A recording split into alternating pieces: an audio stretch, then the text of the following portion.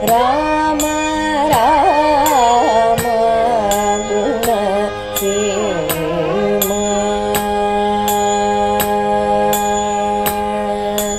ರಾಮ ರಾಮ ಗುಣ ಸೇಮ. ಶ್ರೀಮತೆ ರಾಮಾನುಜಾಯ ನಮಃ. ಕೂಜಂತಂ ರಾಮರಾಮೇತಿ ಮಧುರಂ ಮಧುರಾಕ್ಷರಂ ಆರುಹ್ಯ ಕವಿತಾಶಾಖಾಂ ವಂದೇ ವಾಲ್ಮೀಕಿಕೋಕಿಲಂ.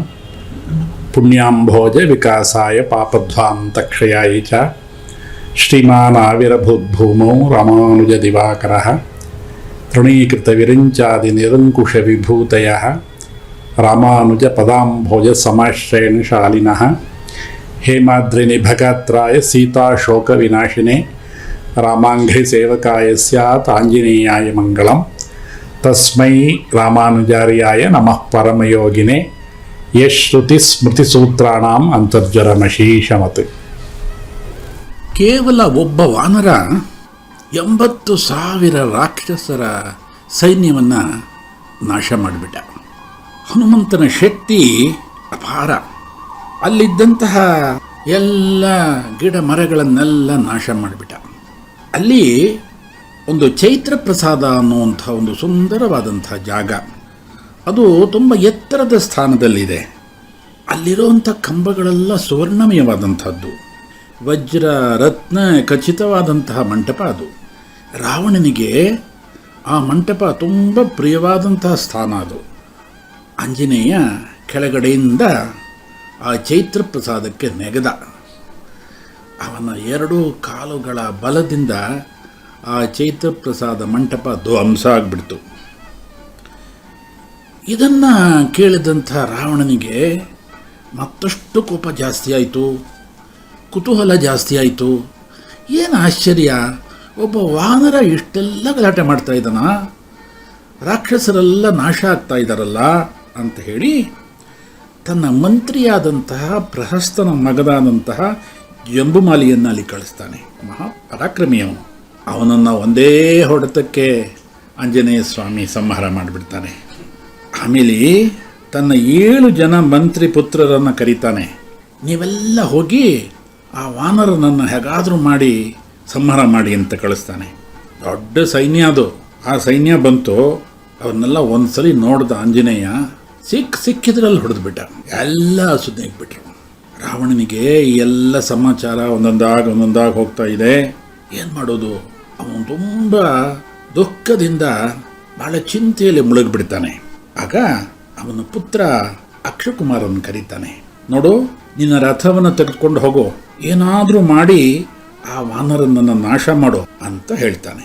ಅವನು ಆ ರಥವನ್ನು ತೆಗೆದುಕೊಂಡು ಬಂದು ಆಂಜನೇಯ ಸ್ವಾಮಿ ಮುಂದೆ ನಿಂತ. ಒಂದ್ಸಲಿ ಗರ್ಜಿಸ್ದ. ಆ ರಥ ಆಕಾಶಕ್ಕೆ ಹಾರ ಹೊರಟೋಯ್ತು. ಇವನು ಅದು ಬಿಡಲಿಲ್ಲ. ಆಂಜನೇಯ ಅದರ ಹಿಂದೆನೇ ಹೋದ. ಅವನ 2 ಕಾಲುಗಳನ್ನು ಕೆಳಗಡೆ ಬಂದು ಗರ ಗರ ಗರ ಅಂತ ತಿರುಗಿಸ್ಬಿಟ್ಟು ಅವನನ್ನು ಸಾಯಿಸ್ಬಿಟ್ಟ. ಇದರಿಂದ ರಾವಣನಿಗೆ ಇನ್ನು ಅಪಾರ ದುಃಖ ಆಗೋಯ್ತು, ಚಿಂತೆ ಆಗೋಯ್ತು. ಕೊನೆಗೆ ರಾವಣನ ಮತ್ತೊಬ್ಬ ಮಗನಾದಂಥ ಇಂದ್ರಜಿತ್ತನ್ನ ಯುದ್ಧಕ್ಕೆ ಕಳಿಸ್ತಾನೆ. ಕಾರಣ ಅಂದರೆ ಇಂದ್ರಜಿತ್ತಿಗೆ ಬ್ರಹ್ಮಾಸ್ತ್ರ ಒಲಿದಿದೆ. ಅದರಿಂದ ಏನಾದರೂ ಮಾಡಿ ನೀನು ಆಂಜನೇಯನನ್ನ ಸಂಹಾರ ಮಾಡು ಅಂತ ಇಂದ್ರಜಿತ್ತನ್ನು ಕಳಿಸ್ತಾನೆ. ಇಂದ್ರಜಿತ್ತಿಗೂ ಹನುಮಂತನಿಗೂ ಘೋರವಾದಂಥ ಯುದ್ಧ ಆಗುತ್ತೆ. ಇಂದ್ರಜಿತ್ ಅನೇಕ ಬಾಣಗಳನ್ನೆಲ್ಲ ಆಂಜನೇಯನ ಮೇಲೆ ಬಿಡ್ತಾನೆ. ಅದರಿಂದ ತುಂಬ ಗಾಯ ಆಗುತ್ತೆ ಆಂಜನೇಯನಿಗೆ. ಆದರೂ ಆಂಜನೇಯ ಸೋಲಿಲ್ಲ, ಸರಿ ಸಮವಾಗಿ ಹೋರಾಡ್ತಾ ಇದ್ದಾನೆ. ಕೊನೆಗೆ ಇಂದ್ರಜಿತ್ ಯೋಚನೆ ಮಾಡ್ದ, ಯಾವ ಅಸ್ತ್ರನೂ ಪ್ರಯೋಜನ ಆಗ್ತಾ ಇಲ್ಲ ಅಂಥೇಳಿ ಹನುಮಂತನ ಮೇಲೆ ಬ್ರಹ್ಮಾಸ್ತ್ರವನ್ನು ಪ್ರಯೋಗಿಸ್ಬಿಡ್ತಾನೆ. ಈ ಬ್ರಹ್ಮಾಸ್ತ್ರ ತನ್ನನ್ನು ಏನೂ ಮಾಡೋಲ್ಲ ಅಂತ ಗೊತ್ತಿದೆ ಆಂಜನೇಯ ಸ್ವಾಮಿಗೆ. ಆದರೂ ಅದಕ್ಕೆ ಗೌರವ ಕೊಡೋದಕ್ಕೋಸ್ಕರ ಕೈ ಮುಗಿದು ನಿಂತ್ಕೊಳ್ತಾನೆ. ಬ್ರಹ್ಮಾಸ್ತ್ರ ಅವನನ್ನು ಸುತ್ತುವರಿಯುತ್ತೆ. ಈ ಬ್ರಹ್ಮಾಸ್ತ್ರ 1 ಮುಹೂರ್ತ ಕಾಲ ಮಾತ್ರ ಪರಿಣಾಮ ಅಂತ ಚತುರ್ಮುಖ ಬ್ರಹ್ಮ ಆಂಜನೇಯನಿಗೆ ವರ ಕೊಟ್ಟಿದ್ದಾನೆ. ಅದರ ನೆನಪು ಆಂಜನೇಯನಿಗೆ ಆಯಿತು. ಇಂದ್ರಜಿತ್ತಿಗೆ ಸಂತೋಷ ಆಗ್ಬಿಡ್ತು. ನಾನು ಈ ವಾನರನನ್ನು ಸೆರೆ ಹಿಡಿದ್ಬಿಟ್ಟೆ ಅಂತ. ಆಂಜನೇಯ ಬ್ರಹ್ಮಾಸ್ತ್ರದಿಂದ ತಾನು ಕಟ್ಟಿ ಬಿದ್ದಂತೆ ನಟನೆ ಮಾಡೋದಕ್ಕೆ ಶುರು ಮಾಡ್ದ. ಇದರಿಂದ ನಾನು ರಾವಣನ ಹತ್ರಕ್ಕೆ ಹೋಗ್ಬೋದು, ರಾವಣನನ್ನು ನೋಡಬಹುದು, ರಾವಣನಿಗೆ ಬುದ್ಧಿವಾದ ಹೇಳಬಹುದು ಅನ್ನುವಂಥ ಒಂದು ಭಾವನೆಯಿಂದ ಸುಮ್ಮನೆ ಇರ್ತಾನೆ. ಈ ಹನುಮಂತ ಸ್ತಬ್ಧನಾಗ್ಬಿಟ್ನಲ್ಲ. ಆಗ ರಾಕ್ಷಸರೆಲ್ಲ ಯೋಚನೆ ಮಾಡಿದ್ರು, ಈ ಬ್ರಹ್ಮಾಸ್ತ್ರದ ಮೇಲೆ ಇದ್ದ ಬಿದ್ದ ಹಗ್ಗನೆಲ್ಲ ಕಟ್ಟೋಕೆ ಶುರು ಮಾಡಿದ್ರು. ಯಾವಾಗ ಹಗ್ಗನೆಲ್ಲ ಕಟ್ಟೋದಕ್ಕೆ ಶುರು ಮಾಡಿದ್ರು ಆವಾಗ ಬ್ರಹ್ಮಾಸ್ತ್ರ ಕಳಚಿ ಬಿತ್ತು. ಅದು ಆಂಜನೇಯ ಸ್ವಾಮಿಗೆ ಗೊತ್ತಾಯಿತು. ಅವನು ಮನಸ್ಸು ಮಾಡಿದರೆ ಅವ್ರನ್ನೆಲ್ಲ ಸಂಹಾರ ಮಾಡಿ ಮತ್ತೆ ನಿಗಿಬೋದಾಗಿತ್ತು.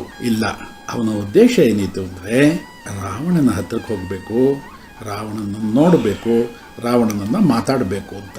ಈ ಸಂದರ್ಭದಲ್ಲಿ ನಮ್ಮ ಆಚಾರ್ಯರುಗಳು ಈ ಒಂದು ಬ್ರಹ್ಮಾಸ್ತ್ರ ಮತ್ತು ಹಗ್ಗಕ್ಕೆ ಒಂದು ಒಳ್ಳೆಯ ಉಪಮೆಯನ್ನು ಕೊಟ್ಟಿದ್ದಾರೆ. ನಮ್ಮ ಸಿದ್ಧಾಂತದಲ್ಲಿ ಬ್ರಹ್ಮಾಸ್ತ್ರ ನ್ಯಾಯ ಅಂತ ಇದನ್ನು ಕರೀತಾರೆ. ಶರಣಾಗತಿ ಆದ ಮೇಲೆ, ಪ್ರಪತ್ತಿಯಾದ ಮೇಲೆ ನಾವೆಲ್ಲ ಬ್ರಹ್ಮಾಸ್ತ್ರದಲ್ಲಿ ಬಂಧಿತರಾದಂಥವರು. ನಾವು ಅದಕ್ಕೆ ಬೇರೆ ಉಪಾಯವನ್ನು ಹುಡುಕಬಾರ್ದು. ಭಗವಂತನನ್ನು ನಾವು ಹೊಂದಬೇಕಾದ್ರೆ ಆ ಪ್ರಪತ್ತಿ ಶರಣಾಗತಿಯೇ ಮಾರ್ಗ. ಬೇರೆ ಮಾರ್ಗಗಳನ್ನು ನಾವು ಹುಡುಕಿದ್ರೆ ಬ್ರಹ್ಮಾಸ್ತ್ರ ಕಳಚಿ ಬಿದ್ದುಬಿಡುತ್ತೆ. ಹಾಗೆ ಪ್ರಪತ್ತಿ ಆದಮೇಲೆ ಮೋಕ್ಷಕ್ಕೆ ಬೇರೆ ಯಾವ ಉಪಾಯವನ್ನು ನಾವು ಮಾಡಬಾರದು ಅನ್ನೋದು ಇದರ ಸಂದೇಶ. ಆಂಜನೇಯನನ್ನು ರಾಕ್ಷಸರೆಲ್ಲ ಹಿಡ್ಕೊಂಡು ಹೋಗ್ತಾರೆ. ಅವನು ಅಚಲವಾಗಿ ನಿಂತಿದ್ದಾನೆ, ಸಂತೋಷವಾಗಿದ್ದಾನೆ.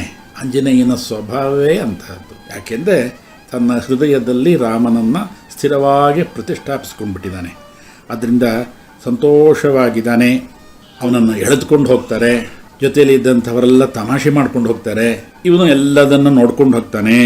ಕೊನೆಗೆ ಹನುಮಂತ ರಾವಣನ ಸಭೆಯನ್ನು ಪ್ರವೇಶ ಮಾಡ್ತಾನೆ. ಎಂಥ ಸಭೆ ಅದು! ಎಂತೆಂಥ ಮಂತ್ರಿಗಳು, ಎಂತೆಂಥ ಸೇನಾಧಿಪತಿಗಳು! ಅದು ಇಂದ್ರನ ಸಭೆ ಅಂತ ಇತ್ತು. ರಾವಣ ಉನ್ನತವಾದಂಥ ಆಸನದಲ್ಲಿ ಕುಳಿತಿದ್ದಾನೆ.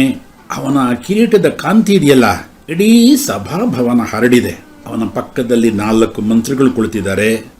ರತ್ನಖಚಿತವಾದಂತಹ ಸ್ವರ್ಣಮಯವಾದಂತಹ ಆ ಅರಮನೆಯನ್ನು ನೋಡಿದ, ರಾವಣನನ್ನು ನೋಡಿದ.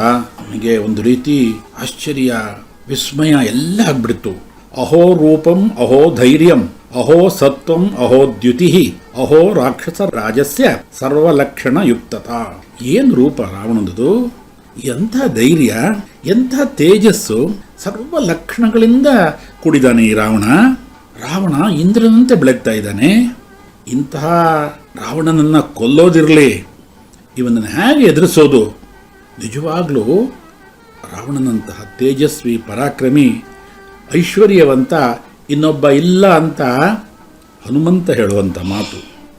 ಇವನನ್ನು ಯಾರೂ ಜಯಿಸೋಕ್ಕಾಗೋದಿಲ್ಲ ಅಂತ ಹನುಮಂತ ರಾವಣನ ವೈಭವವನ್ನು ಕಂಡು ಹೇಳ್ತಾನೆ, ನನ್ನ ಪ್ರಭು ರಾಮನ ಮುಂದೆ, ಲಕ್ಷ್ಮಣನ ಮುಂದೆ ರಾವಣನ ಶಕ್ತಿ ಏನೇನೂ ಮಾಡೋದಿಲ್ಲ ಅಂತ ಅವನು ನಿರ್ಧಾರಕ್ಕೆ ಬರ್ತಾನೆ.